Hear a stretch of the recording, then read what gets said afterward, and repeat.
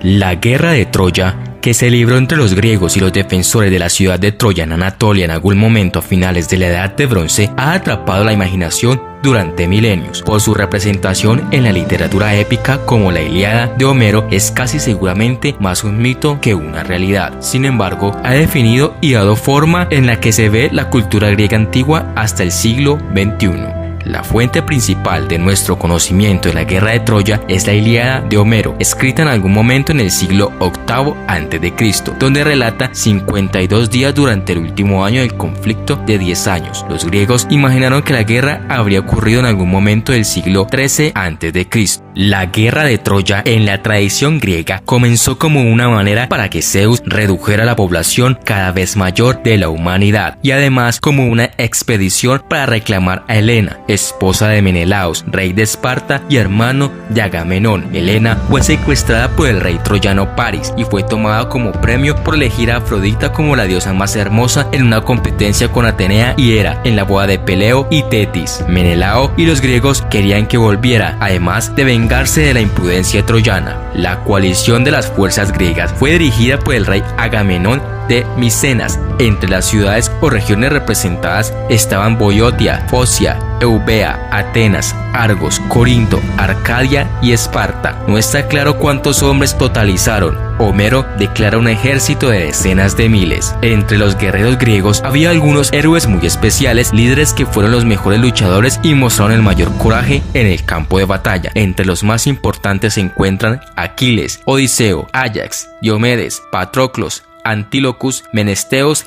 e Idomenus. El ejército troyano que defendía la gran ciudad de Troya, liderado por su rey Príamo, contó con la asistencia de una larga lista de aliados. Estos incluían a los carios, alisones, caucones, quicones, lirios, maonianos, misianos, pioneros, pelasgos, frigios y tracios. Los troyanos también tenían sus héroes semidivinos, entre ellos Héctor, hijo de Príamo, Eneas, Sarpedón, Glaucos y Resos. La mayor parte de la guerra de Troya fue en realidad un asedio prolongado, y la ciudad pudo resistir a los invasores durante tanto tiempo, principalmente porque sus fortificaciones eran magníficas. De hecho, en la mitología griega se dice que los muros de Troya fueron construidos por Poseidón y Apolo, quienes después de un acto de impiedad fueron obligados por Zeus a servir al rey de Troya, Laomedón, durante un año. Sin embargo, hubo batallas fuera de la ciudad donde los ejércitos lucharon, a veces con carros, pero sobre todo por hombres a pie con lanzas y espadas, protegidos por un escudo, casco y armadura. La guerra se desarrolló en los llanos de Troya a lo largo de los años, pero las batallas realmente emocionantes parecen haber sido reservadas para el último año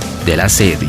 París versus Menelao. Cansado de batallas indecisas, Menelao se ofreció a luchar contra París en combate único y así resolver el problema de la guerra. París lanzó primero, pero su lanza aterrizó inofensivamente en el escudo de Menelao. El rey griego entonces lanzó su arma con una fuerza tremenda y la lanza atravesó el escudo de París y siguió adelante para perforar su armadura. Sin embargo, Menelao no había terminado y con su espada dio un golpe terrible en el casco del príncipe troyano. Menelao entonces agarró el casco de París con sus propias manos, asfixiándolo con la correa de su casco. París solo se salvó gracias a la intervención de Afrodita, que rompió la correa del casco y, cubriendo al príncipe en una espesa niebla, logró que París escapara.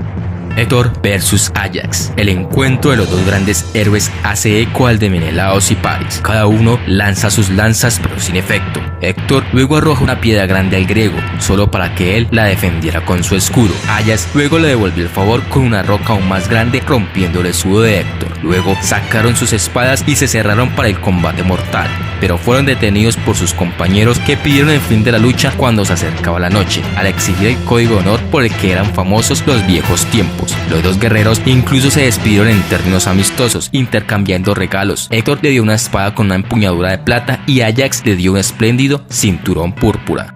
Muerte de Patroclo. Aquiles invencible era simplemente el mejor guerrero en Grecia o en cualquier otro lugar. Sin embargo, para frustración de los griegos, se mantuvo al margen de la mayor parte de la guerra. Agamenón había robado a su mujer Briseis el botín de guerra y en consecuencia el héroe se negó a luchar. Al principio, Agamenón no parecía haberse molestado demasiado en perder su talismán temperamental, pero cuando los troyanos comenzaron a tomar la delantera en la guerra, parecía que se necesitaría a Aquiles. En consecuencia, Agamenón, cada vez más desesperado, envió un llamamiento a Aquiles con promesas de un gran tesoro si tan solo se reincorporaba al conflicto.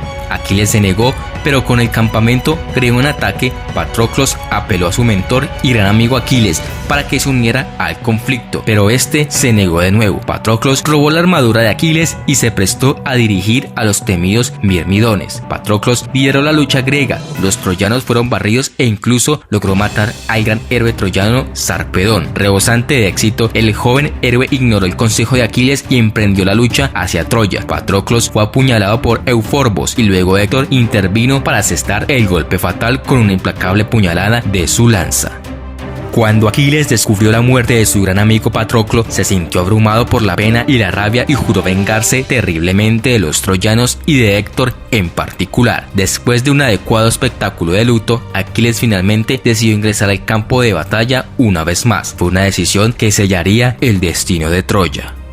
Héctor versus Aquiles. Héctor y Aquiles protagonizaron una de las peleas más asombrosas vistas hasta ese momento, pero con el trajín de la pelea, la superioridad de Aquiles se hizo evidente. El enfrentamiento de un semidios ante un mortal no duraría mucho más tiempo. Aquiles mató a Héctor con una viciosa punzada de su lanza en la garganta. Aquiles luego despojó el cuerpo de su fina armadura y atando a Héctor por los tobillos a su carro, arrastró el cuerpo hacia el campamento griego a plena vista de Príamo. Este fue un acto sorprendente deshonroso y en contra de todas las reglas de la guerra antigua. En uno de los muchos combates siguientes pereció Aquiles por la mano del cobarde Paris, que de un flechazo guiado por el dios Apolo le hirió en el único punto por donde no era invulnerable, el talón.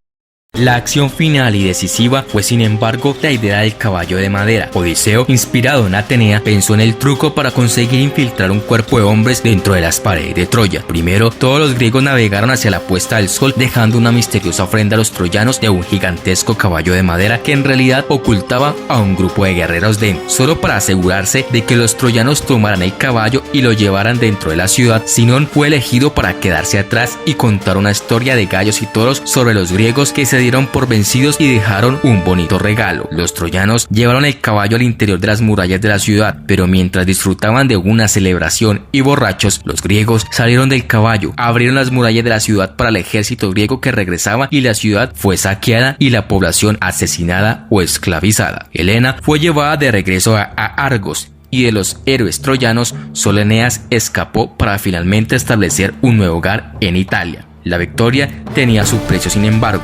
debido a la despiadada devastación de la ciudad y su gente y, lo que es peor, los actos de sacrilegio indignantes. Los dioses castigaron a los griegos enviando tormentas para destruir sus barcos, y los que finalmente regresaron fueron obligados a soportar un prolongado y difícil viaje a casa, como el caso de Odiseo, que por desafiar a los dioses, Poseidón no le permitió navegar a casa por muchos años. Incluso entonces, algunos de los griegos que regresaron a su país de origen solo lo hicieron para enfrentar más desgracias y desastres.